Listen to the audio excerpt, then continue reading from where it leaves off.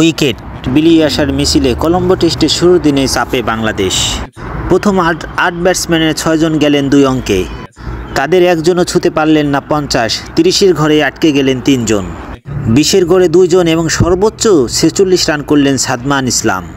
আরও একবার ব্যর্থ এনামুল হক বিজয়। আপনারা জানেন যে গল টেস্টে কিন্তু তিনি 2টি ইনিংসে ব্যর্থ হয়েছেন এবং কলম্বো টেস্ট গ্রাউন্ডে এসে তিনিও কিন্তু সেই ব্যর্থতার ধারাবাহিকতা ধরে রাখলেন। তিনি কিন্তু 10 বল খেলে একদম 0 রানেই ফিরলেন। তার আগে বলে রাখি দর্শক, এনামুল হক বিজয় তিনি কিন্তু প্রথমে 0 রানে আউট হলেন যখন 10 বলের আগে প্রথম 2 বলের মাথায় তিনি কিন্তু জীবন পেয়েছিলেন। জীবন পেয়েও তিনি কিন্তু কাজে লাগাতে পারলেন না।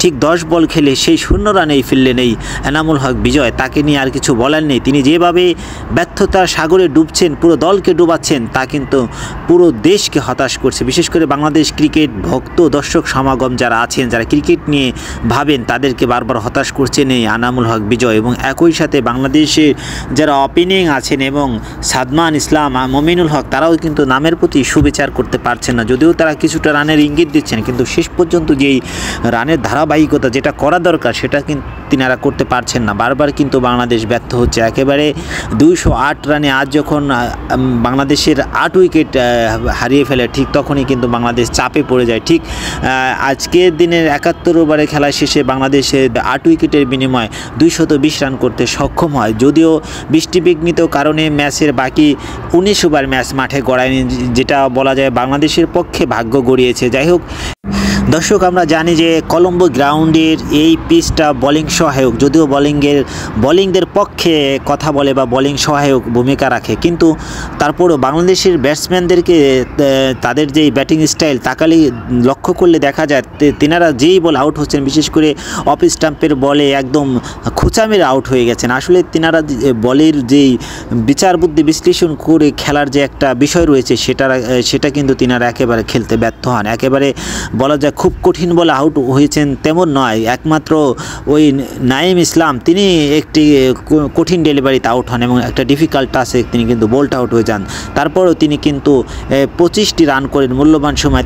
তিনার উপর ভর করে হয়তো শেষ সময় বাংলাদেশ লক্ষ্য করছিল বা ভরসা করছিল যে বাংলাদেশ হয়তো 250 রানের কোঠায় পৌঁছাবে, কিন্তু তিনিও শেষ পর্যন্ত ব্যর্থ হলেন। যাই হোক, বাংলাদেশ দলের যেই অবস্থা, বাংলাদেশ কিন্তু পুরোপুরি চাপে পড়ে গিয়েছে এই কলম্বো টেস্টে। দর্শক, ব্যাটিংদের ভুলের মাসুল হিসেবেই কিন্তু 250 রানের নিচে গুটিয়ে যাওয়ার সংখ্যা কিন্তু জেগেছে বাংলাদেশ শিবিরে। আসলে লিটন কুমার দাস, আমি আগেই বলেছিলাম, তিনি কিন্তু কনসিস্টেন্টলি পারফরমেন্স করতে ভুলে যান। নাজমুল হোসেন শান্ত তিনি যখন গল টেস্টে ব্যাক টু ব্যাক সেঞ্চুরি করলেন, তিনি কিন্তু এখানে এসে একেবারে খুব তাড়াতাড়ি আউট হয়ে গেলেন। তিনি চেষ্টা করেছিলেন, তিনি 31টি বল মোকাবেলা করেছিলেন, কিন্তু তিনি 5 রানের বেশি সংগ্রহ করতে পারেননি। আর আমি আগেই বলেছি বাংলাদেশ দলে সবসময় কিন্তু ব্যাটিং যারা তিনাদের কিন্তু রেগুলার পারফরমেন্সের ঘাটতি রয়েছে। যাই হোক দর্শক, বাংলাদেশ আগামী দিনগুলোতে অর্থাৎ পরবর্তী ইনিংসে বাংলাদেশ ঘুরে দাঁড়াবে এমনটি কিন্তু প্রত্যাশা করছি। দর্শক, আপনাদেরকে তথ্য জানিয়ে দেয় যে কলম্বো টেস্ট পিচটি কিন্তু বোলিং সহায়ক পিচ। এখানে কিন্তু বলাররা বেশি সুযোগ সুবিধা নিতে পারেন। এখানে বল কিন্তু ইন সুইং, আউট সুইং এবং স্লো কাটার এবং একই সাথে কিন্তু যারা স্পিনার আছেন তারা কিন্তু একেবারে বল দুসরা দিতে পারেন এবং sometime off spin, leg spin বিশাল বাঁক নিতে পারে।